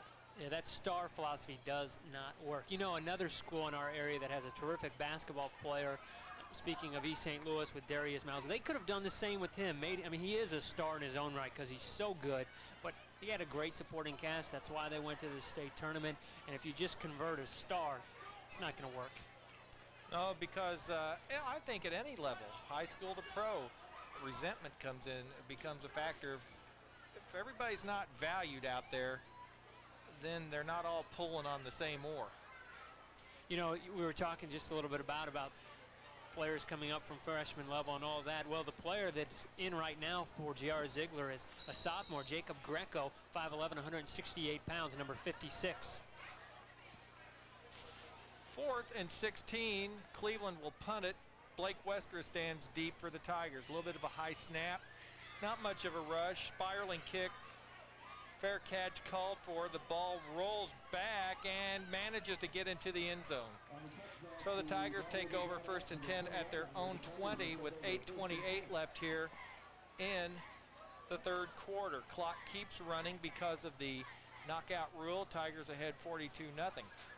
I like this rule. I do too. I really do. I know a lot of people maybe think, well, you don't get to play as much football, but when you're up 40-some points, well, the second half could drag. And when you're on the wrong end of a 42-point score, it can really drag. It's a long evening. I'll tell you what, you can tell a lot about the texture of a football team by looking at the players on the sideline, and these Tiger players are into this game. Every one of them wants an opportunity to shine and contribute to this win. Madalaria with the snap. The give is to Mighty Joe, and he has a short gain on the play. Bring up second. You know, one thing you can't see on our monitor over there is at least I see the offensive line for Cleveland. Their coach is coaching them as they're on the sideline at about the 50-yard line, and that's a good sign for that program. We were talking about them. Some of the teams that they play Berkeley next week. They play Hannibal the following week. Beaumont, Soldan, Gateway Tech. Very familiar with them. Edwardsville, Roosevelt, Sumner, St. Mary's, and Vashon. 2nd and 7 for the Tigers from their own 23. Cleveland, as Todd was alluding to, a member of the St. Louis Public High League. And this will be the best team they play all year after looking at that schedule. Alaria, quick drop, throwing. Westra can't quite get it. The ball just a little thrown behind Blake Wester on the slant. It's a tough pass to convert there. You have to almost be perfect, and the throw was just about there, and a good thrown ball there by Matt Alaria. That's something we haven't seen very often, that quick little pass that the Tigers do, and something to work on again here in the second half. You often hear people talk about timing patterns, JC, and as an old quarterback, you would know about that. Can you explain what that means? Well, in a timed passing game, oftentimes the timing is through steps, and the quarterback will deliver the football on the break. Receivers are coached to make their break on a particular step, and the whole thing then is timed up so the ball is delivered as the receiver is coming out of their break. Loss on that play by the Tigers, and on that play, Matt Alaria was hit by the pulling guard as he came down the line. That knocked Matt to the backfield, and the whole play kind of got bollocksed up after that. It's going to bring up 4th and 17. Tigers have to punt. 6 minutes left, third quarter. So not a great start here to the second half. We would have liked to seen them at least move the football a little bit, having to punt deep in their own territory. I'd expect Cleveland to go after it. Kick by Skizik is off. Fielded at the 47. He gets to the 45, to the 40, about the 39. So Cleveland has their best field position by far of the evening. 1st and 10. Ball is on their own 39-yard line. They trail 42-0. Todd, getting back to what you were saying just a few minutes ago concerning this Cleveland Commanders team, there's no quitting them. They're not laying down. They're out there making things happen or trying to make things happen. And as you mentioned, the Edwardsville Tigers will be their best opponent this year. Oh, no question. And this juncture in their season, first game, you have to work on stuff to get better and better. Tigers in a 50 front, strong safety to the wide side of the field in a 3-deep zone. They're going to try sweep right. Brewer finds no room over there at all. Maybe a short gain on the play. It's going to bring up 2nd down and long for Cleveland, and the Tigers doing a good job of controlling the line of scrimmage. We'll try to find out a little bit more about this J.R. Ziegler situation. I certainly do hope that's not an injury. He's played well at the linebacker. He's run the ball effectively here tonight. That would be a big-time loss. 2nd and 9 for the Commanders from their own 38. The give to Brewer. He scoots, he's running. He's got a 1st down and then some. Brewer is a tough kid. Not very big. He played for them last year. Eugene Brewer, 5'8", 150-pound junior running back. And he runs hard and has a 1st down for the Commanders. Tigers keep subbing in and out. This is a lot of second stringers mixed in with a couple of the first string defense. 21-yard gain on that play. And you know this is going to be a disciplined school too, because it's a Naval Junior ROTC school. They're not going to give up. 1st and 10 for the Commanders from their own 20, or from the Tiger 21, pardon me. The give, guess who? Look at that. Hard running. Not much of a gain, but really great effort. And now we get the flag at the end of the play.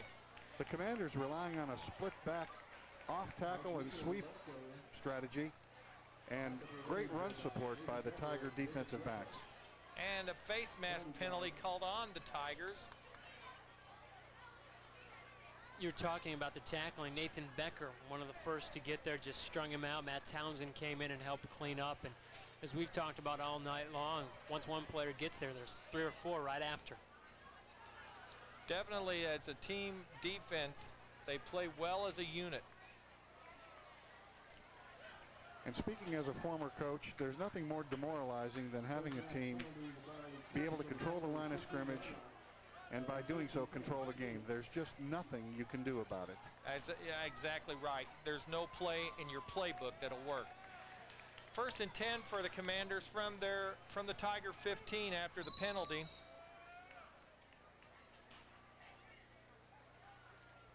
Dante Cooper gives to Eugene Brewer, running east and west, and run out of bounds by the Tigers. They just can't make the cut off of that sweep at all. How many times do you see teams that have a lot of quickness that think you have to be able to beat somebody all the time to the outside? You can still use that speed by being inside, cutting back here and there, and getting space that way, and sometimes changing your grain and going the opposite direction. There's a pretty fair football coach who put it this way: run to daylight. Not a bad philosophy. Not a bad philosophy. 1:50 left here in the third quarter.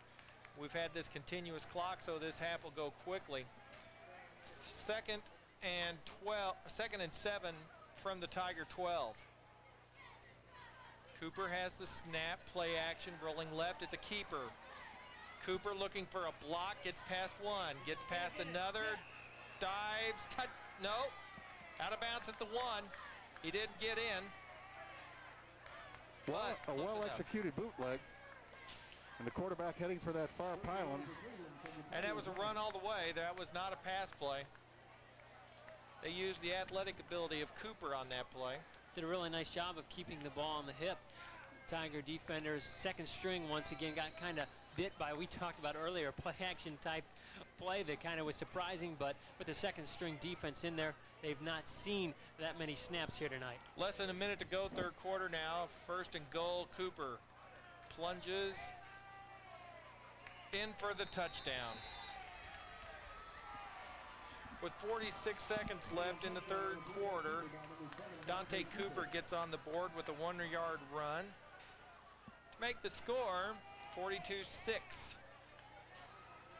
Even if they make the extra point, I think we still have that continuous clock. Correct.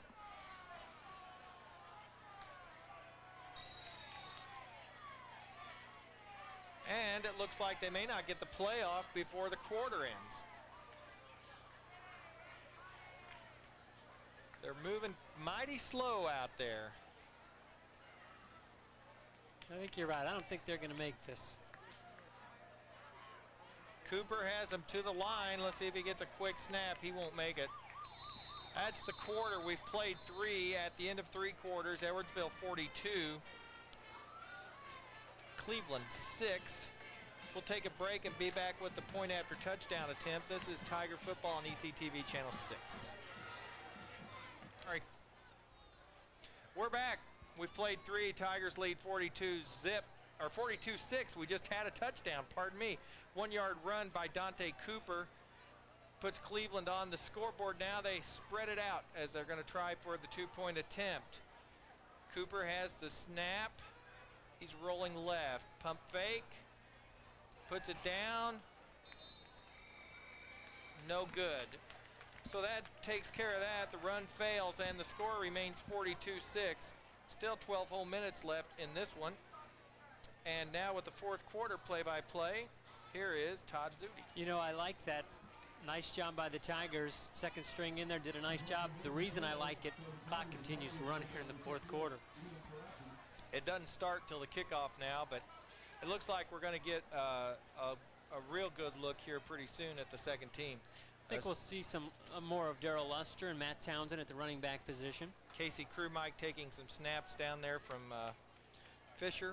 John Fisher. So looks like these guys are going to get their chance to play. And, you know, in a game like this, too, from a coaching perspective, you certainly don't want to get anybody hurt. We may have one possible injury tonight to a starter in J.R. Ziegler.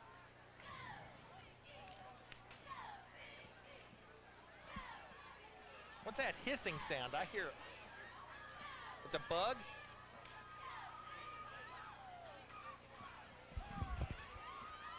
That is really annoying. Okay, I thought we had a fire or something. There's a bug. A cricket in the press box. Travis Evans back to get it at about the 5-yard line. Gets a great block there from Westra. Cuts the field at the 20. He has 2 men to beat. Bounces it outside. They get some pursuit at the 50 and knock him out in Cleveland territory at about the 48. And a great run there by Travis Evans. An excellent play there too by the by Cleveland's number 35. He stayed home, did his homework, kept his angle of pursuit, and kept Evans from scoring the touchdown. See, Travis Evans went out there for a moment. Now he's going to the sideline along with Richard Sanders. We will see Casey Krumike. Travis showing some shake and bake on that kickoff return. Quick feet. Travis has really developed. He's got the whole package now. He's got speed and strength. It's Luster actually and Rick Riccardi at the running back position. Crew Mike hands it off to Luster right up the middle. He gets about 5 or 6 on first down, right up the middle on the right side. This Tigers has some good-looking younger running backs. I'll tell you what, they've really been coached well at the lower levels. You know, this may be the best and deepest, as they can throw 5 or 6 out there, along with Evans and Beavis, who throw J.R. Ziegler there too, and you got some other ones that have looked good. And you know, the Cleveland Commanders throwing all types of fronts, coverages, blitzes, trying to do anything to create some disturbance for the Tigers.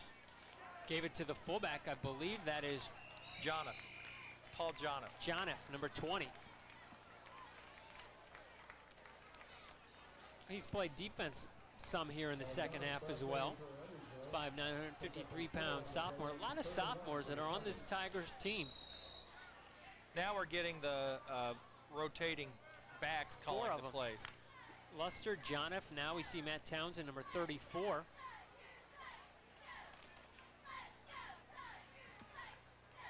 He gives it off to Jonoff again up the middle on 3rd and 1. It's going to be close to a first down at about the 38.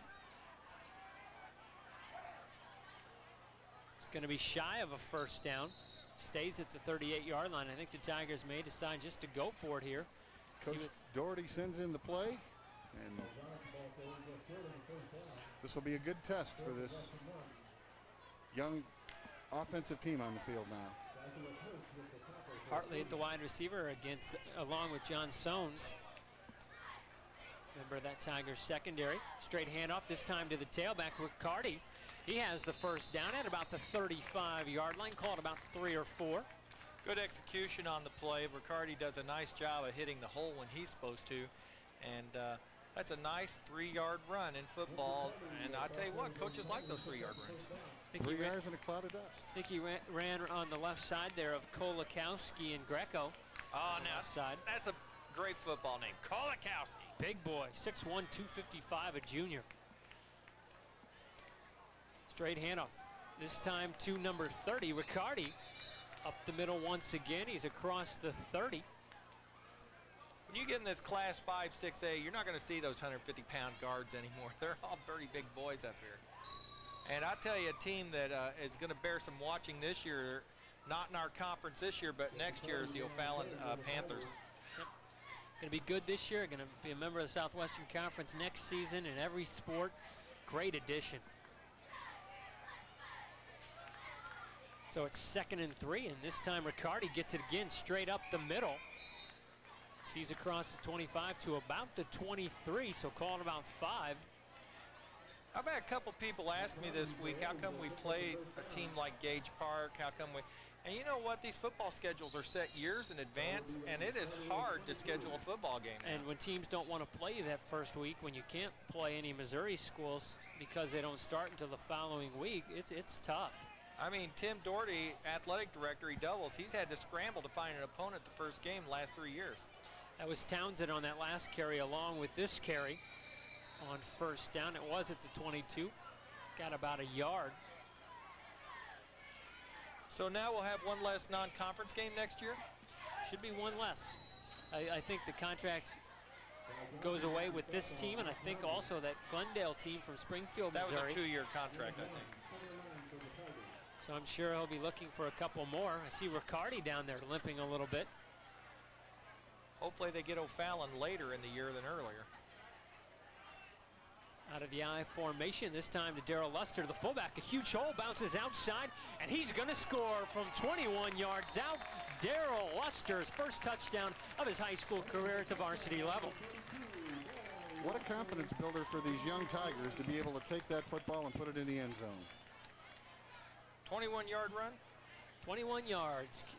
As you talked about, both of you guys, about how big depth is. And at the running back position, they seem loaded.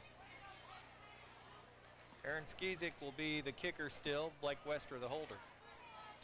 Well, in this option I offense, it's important to have not just one tailback, but have a stable of them that can all Kick on the way. It's wide left this time. Another miss, 2 blocked tonight, 1 missed. Missed field goal, 2 missed last week. I think the tee went flying too. I saw something black sail through the air. He hit it fat, as they say in golf.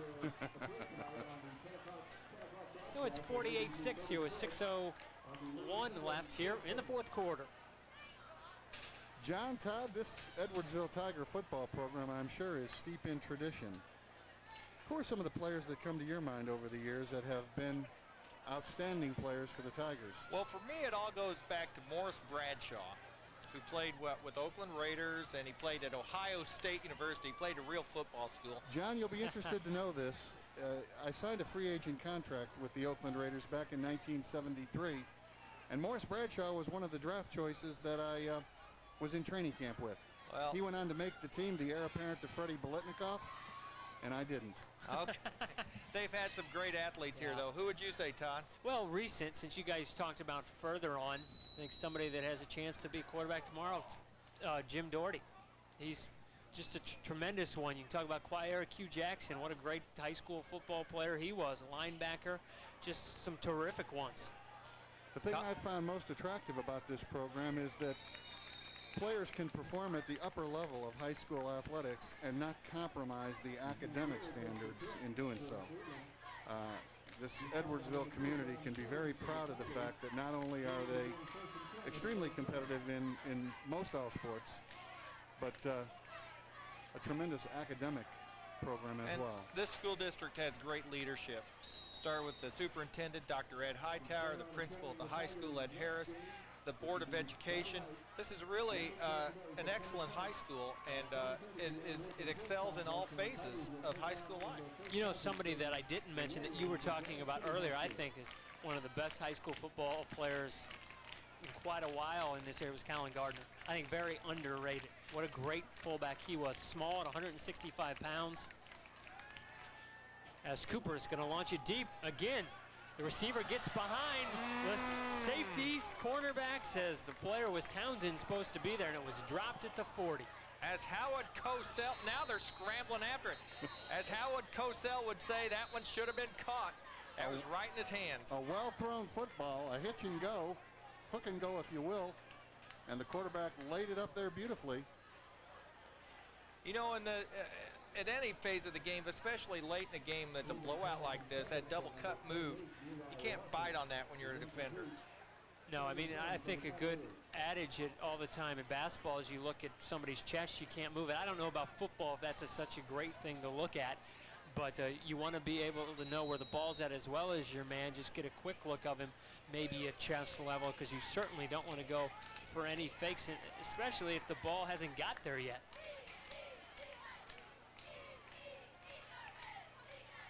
.305 left in this one. A handoff to Brewer. He takes it right side, gets by a few. He has the first down, changes direction at about the 40, call it the 41-yard line. He picks up about 21 on the carry. Well, ever since Tim Doherty's taken over this program, the Tigers have gone 58-13 under his leadership. 58-13. He's won 58 of 71 games as head coach here at Edwardsville, which is certainly a testimony to him. And they really haven't had a bad team since Tim's taken over. You know, they went 6-3 that one year, missed the playoffs because they lost 2 games. Teachers strike. His first year, I also believe they were 6-3. Just, it's amazing.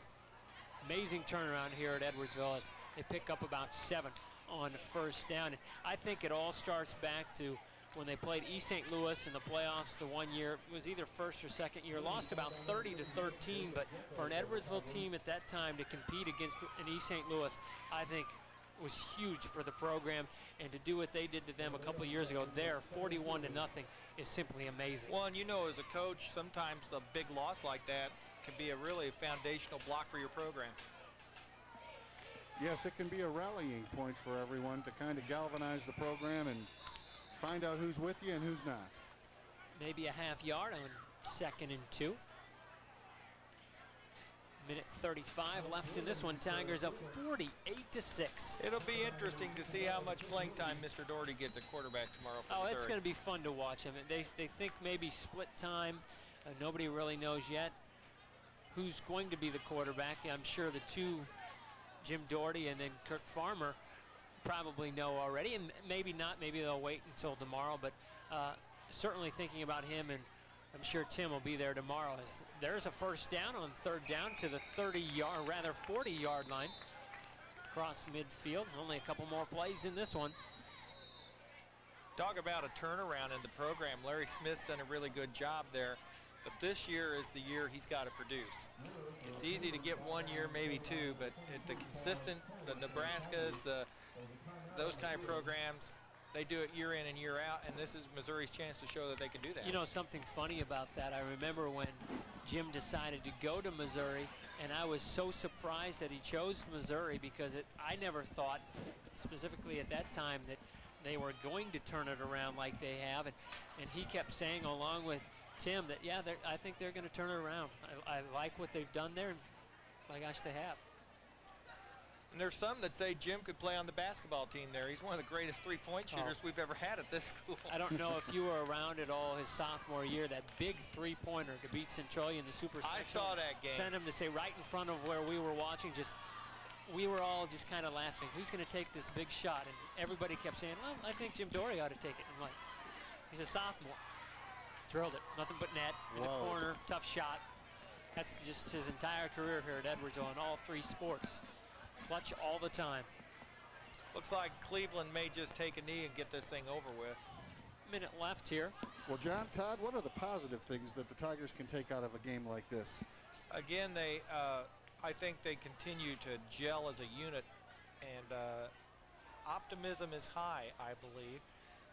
I think, too, that like Tim said in the paper, you know, we're seeing who can be backups here. Depth, you know, that's one thing that he's realized over the last few years, playing all these Chicago schools. You have to have depth to do well. Hitch and go again. Cooper launches it. Receiver out there. Townsend on him. Overthrown as he tried to find their Alex Williams. That time the DB didn't bite on the double cut, and now we get a stoppage in the clock. I think another thing Edwardsville takes out of this game this evening is some confidence in their special teams play. I do think, though, that it's going to get tougher starting next week. Friday night, Granite City's in here at 7:30 for a Southwestern Conference game, and I think they know that. This certainly is something they're going to have to improve on, taking care of the football against Granite City, because this team will hit you, and it's going to be tougher to move it down the field. I don't think we'll score 35 next week. No, I don't think so either. I don't know if we've ever scored that many against Granite City in the last 5 years. I remember a 21-0 game. I remember a 14-0 game.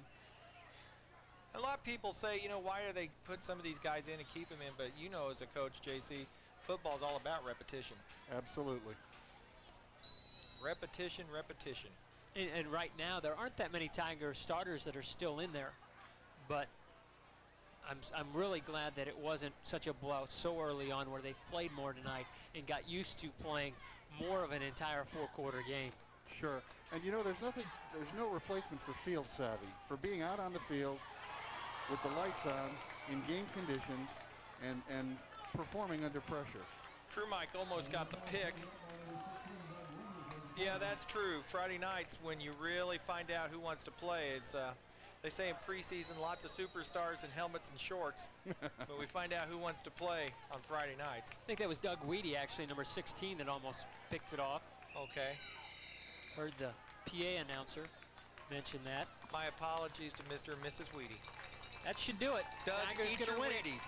Tigers going to win 48-6 over Cleveland, 2-0 on the season. Next week they'll play Granite City, a Southwestern Conference foe. Should be an interesting one. Impressive is about the only word you can really come up with here. Tigers really are a machine at this point, and next week will be their baptism of fire in the Southwestern Conference. I don't think they get overconfident after a game like this. No, they appear to be poised for the challenge, and it'll be an exciting contest versus Granite City. That's 7:30 here at the complex next Friday night, and come early and come out and soak up some of this atmosphere here at the Edwardsville High School Sports Complex. You know, the only disappointment of the night, I'm still hungry. Okay, we're working on that. We are working on that. Well, we'll wrap it up here. We want to thank Craig Zudi for doing stats for us tonight. Jeremy Liebran, our camera operator. And the three Musketeers here, Todd, John, and JC. We've enjoyed bringing this one to you. Edwardsville wins it tonight, 48-6. This has been Tiger Football. Nowhere else but ECTV Channel 6, Edwardsville, Illinois. Good night, everybody.